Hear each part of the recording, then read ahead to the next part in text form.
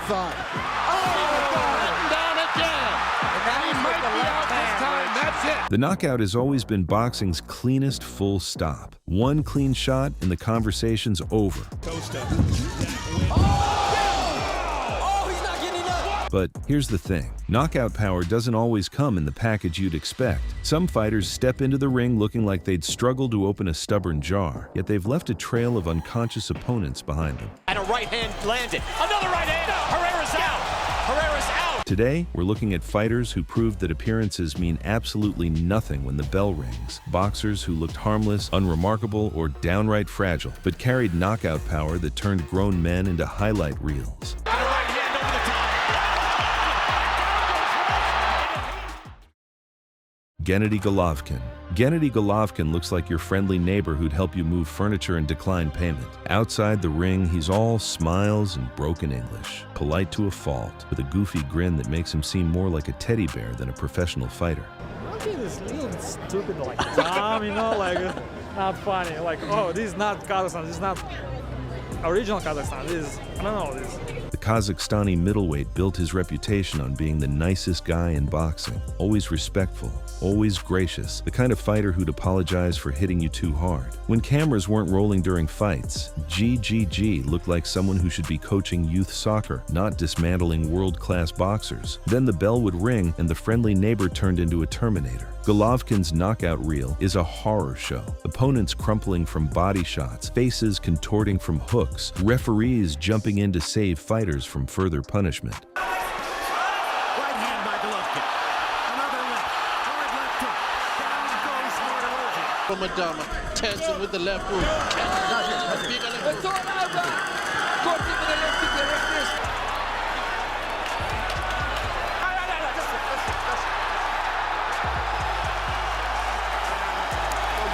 What made Golovkin's career remarkable was the sheer consistency of the violence. 20 consecutive title defenses, most by knockout, all delivered by a guy who looked like he'd rather share a beer with you than break your ribs. The contrast between the soft-spoken, perpetually smiling interview subject and the ruthless puncher who sent opponents to the canvas became his calling card. Golovkin proved that the guy with the biggest smile outside the ring can have the heaviest hands inside it. It was the Golovkin left hand. Andrew Cancio. Andrew Cancio looked like every third guy you'd see on a construction crew. Average height, average build. Nothing about him screamed professional athlete. He worked full-time for Southern California Gas Company, spending his days with a jackhammer in hand, digging up pavement to fix gas leaks in the blazing California heat. When he got his shot at WBA junior lightweight champion Alberto Machado in 2019, the odds had him as a 15-1 underdog. Nobody expected much. Cancio was supposed to be the guy who showed up, tried hard, and went home with a paycheck. Machado dropped Cancio early, and it looked like the script was playing out exactly as expected.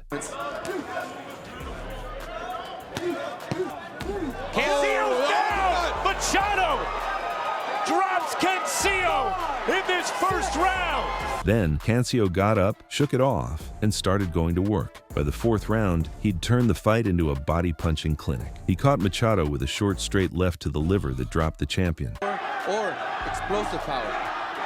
Cancio got it! He knocked him down! Machado got up, but Cancio wasn't done. Two more body shots buckled him again, and then Cancio unloaded everything he had against the ropes.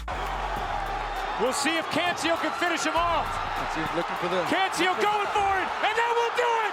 Andrew Cancio! The ref jumped in at 2:16 of fourth the round, and just like that, the construction worker from California was a world champion. The upset stunned everyone. Machado was undefeated, a rising star, supposed to be levels above Cancio. Instead, the regular-looking guy with the regular job dismantled him with ruthless efficiency. Even after winning the title, Cancio kept his day job. He couldn't afford not to. His story proved that looking ordinary doesn't mean fighting ordinary. Sometimes the most dangerous puncher in the room is the one who spent the morning breaking up concrete with a jackhammer. Manny Pacquiao. Manny Pacquiao looks like a regular Filipino guy who'd sell you fruit at a market and smile while doing it. Even at the peak of his career, there was nothing intimidating about his appearance. Average height, lean build, a broad grin that made him seem more friendly than dangerous. When he stepped into the ring against British star Ricky Hatton on May 2, 2009, the narrative was all about Hatton's toughness and Pacquiao's speed. Nobody expected the kind of violence that followed. Pacquiao blitzed Hatton from the opening bell. Late in the first round, he caught Hatton with a huge right counter that sent the Brit down. Final 10 seconds of round one and Hatton's down. Hatton got up, but he was already in trouble. In the second round, Pacquiao unleashed a left hook that landed flush on Hatton's chin. Hatton went down flat on his back, eyes glazed, completely unconscious. Better than I thought. The ref stopped the fight at 2:59 of the second round. Hatton was done, lying on the canvas while the crowd erupted. The knockout cemented Pacquiao's legacy as more than just a fast, skilled boxer. He was a legitimate one-punch knockout artist. A British legend had been dispatched with a single blow by a guy who looked like he should be handing out flyers, not destroying world champions. Pacquiao's career is filled with moments like this. The smiling, unassuming Filipino who transforms into a wrecking ball the moment the bell rings. He proved that looking ordinary is the perfect camouflage for a fighter with the kind of power that ends careers. John Riel Casimero. John Riel Casimero is the kind of fighter you'd walk past on the street without a second glance. At 112 pounds, he's got the build of someone who looks like a strong breeze might be a problem. Outside the ring, he's polite, soft-spoken, nicknamed Cuatro Alas, which translates to 4 aces. When he defended his IBF flyweight title against local favorite Charlie Edwards in Birmingham, England in September 2016, nobody expected violence. Casimero spent the early rounds stalking Edwards. In the fourth, he landed a right uppercut that buckled Edwards and sent a message. You see, oh, big uppercut, and Edwards felt that, and that's a breakthrough there for Casimero. Just staggered Edwards. Edwards survived, but Casimero kept pressing, kept finding him with clean shots. By the 10th round, Edwards was tired and hurt. Casimero unloaded a left hook that wobbled him into a knockdown, then followed up with a flurry that forced the ref to wave it off at 1:57 of the round. Now, beautiful shot. Walk into it. Straight into it. The stoppage cemented Casimero's reputation as a nightmare in a small package. He'd already knocked out previous champion Cesar Ramirez.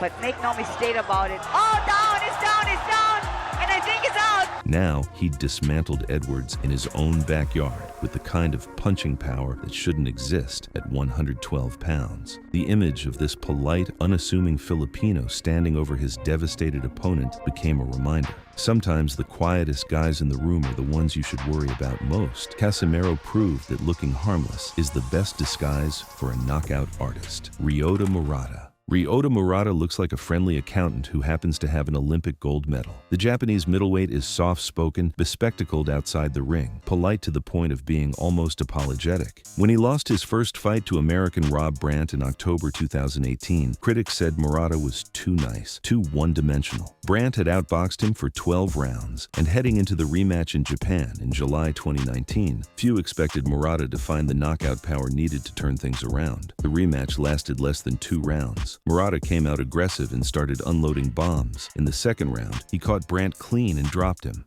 Badly. Murata's all over him here in round 2. Oh, and he sends him back.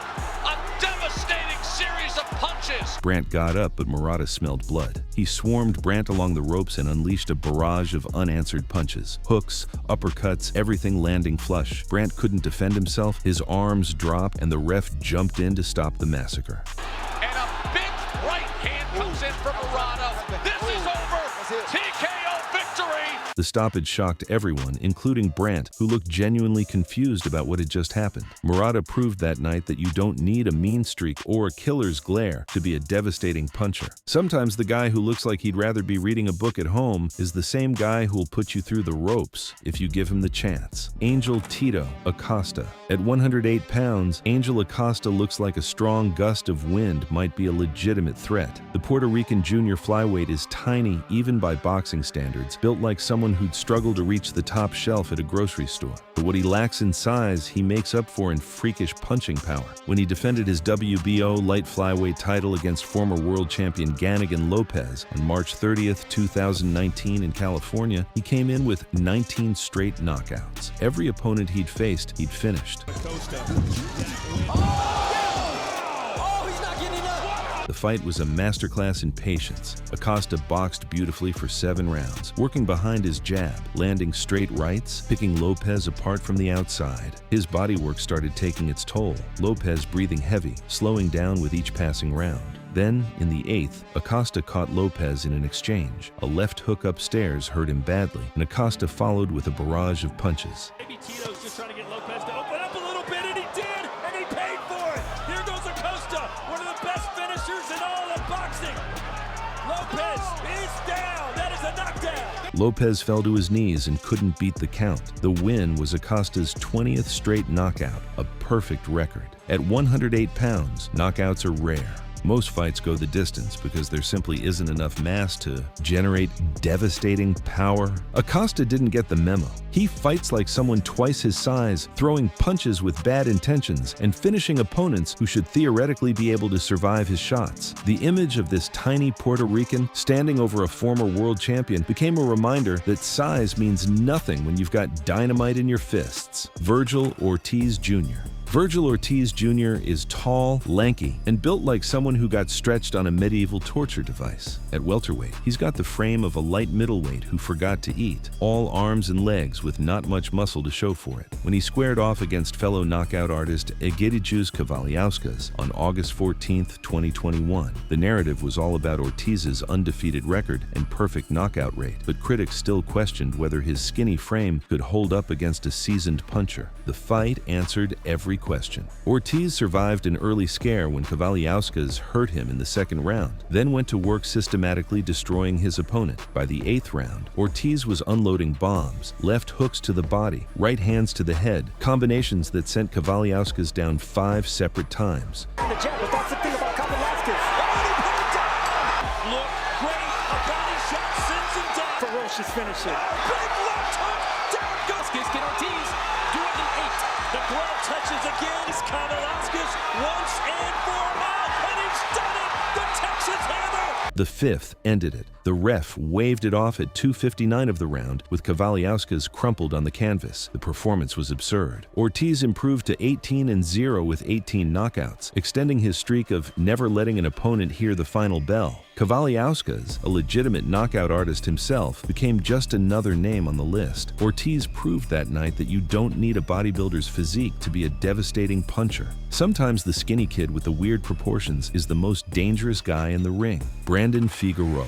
Brandon Figueroa has the kind of face that gets him mistaken for a model more often than a fighter. At super bantamweight, he's lean, built like someone who'd be selling cologne in a magazine ad rather than punching people for a living. When he faced Luis Neri on May 15, 2021 for a unification championship, most people focused on Neri's craftiness and experience, not Figueroa's power. The fight was a war.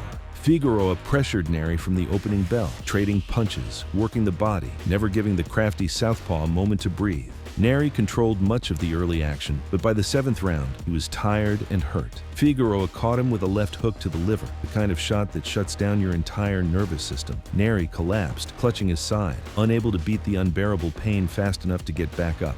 Well, we are getting that so far. They are just teeing off on each other, going toe-to-toe. What a fight! Down goes Neri! What a big shot!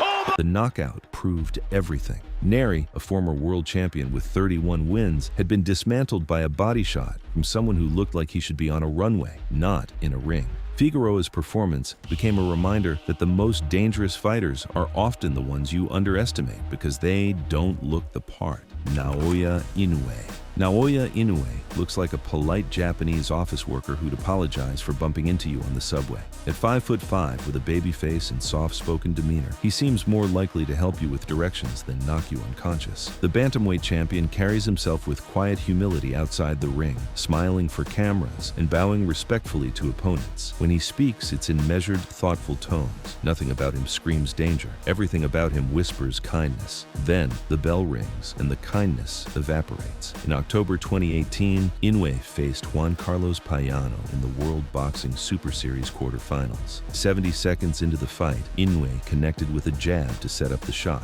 Then he unloaded a straight right hand that caught Payano flush on the chin. Payano went down flat on his back, arms spread, completely unconscious. Losing decision against Rush.